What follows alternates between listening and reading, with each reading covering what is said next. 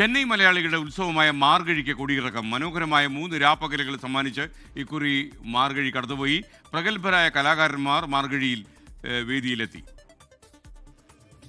200 പേരുടെ മോഹിനിയാട്ടത്തോടെയായിരുന്നു മാർഗഴിയുടെ തുടക്കം.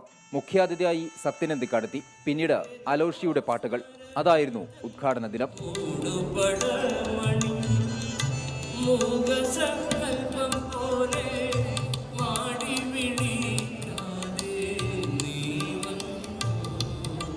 നിരവധി സ്റ്റാളുകളും മേളനഗരിയിൽ ഒരുക്കിയിരുന്നു. സമാപന ദിവസത്തിൽ ഗംഗാ ശശിധരന്റെ വയലിൻ കച്ചേരിയായിരുന്നു ഹൈലൈറ്റ്.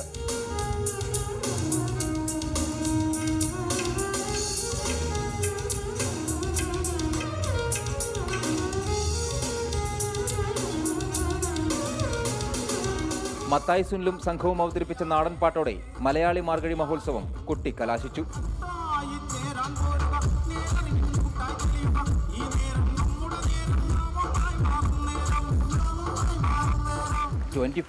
ചെന്നൈ. ലോകത്തെവിടെയായാലും ഏത് സമയത്തും 24 വാർത്തകളും ഓഗ്മെന്റഡ് റിയാലിറ്റി പാക്കേജുകളും എക്സ്പ്ലെയിനറുകളും വിശദമായി കാണാൻ ഞങ്ങളുടെ യൂട്യൂബ് ചാനൽ നിങ്ങൾക്ക് സബ്സ്ക്രൈബ് ചെയ്യാം.